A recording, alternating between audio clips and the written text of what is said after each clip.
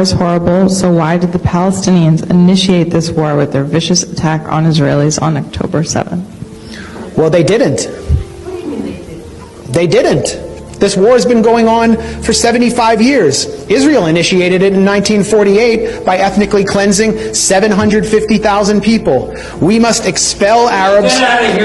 We must expel Arabs and take their places.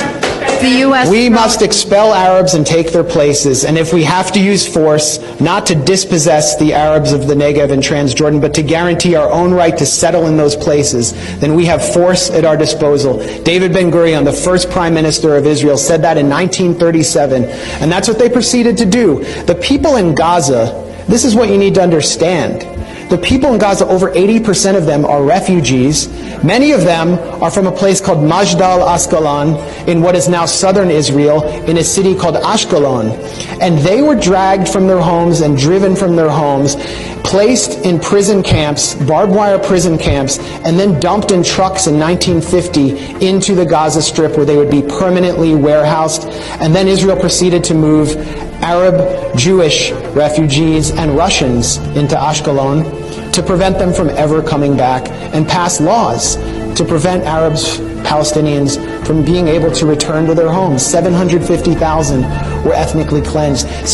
For 18 years, the remaining Palestinians, 100,000, were internally displaced inside Israel. The remaining were put under military rule. They were under military occupation until 1966. Then in 1967, Israel violently, in a war it initiated, occupies Gaza, occupies the West Bank, occupies the Sinai Peninsula, the Golan Heights in East Jerusalem, and then invades Lebanon in 1982, attacking Palestinian refugees there, puts Gaza under siege in 2005. No one can get in or out without Israeli military permission.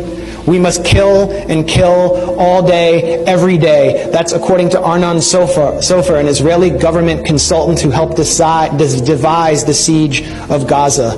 For years, Israel would not allow certain chocolates and A2 paper into Gaza. And then they began these brutal military assaults, which they call mowing the lawn. And I talked to you about those assaults that took place on Gaza. So this didn't come out of a vacuum.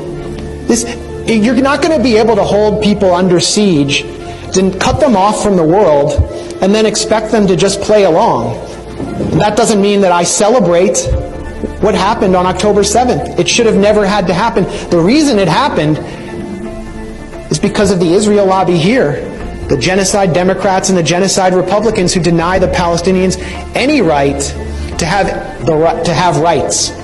And it's the right to have rights that defines you as a citizen. They're citizens of nothing. And now we see what Israel really thinks of them, really thinks of their children. Gaza has become a graveyard for children, according to UN Secretary General Antonio Guterres. So this didn't start on October 7th, and it's not going to end when there's a ceasefire.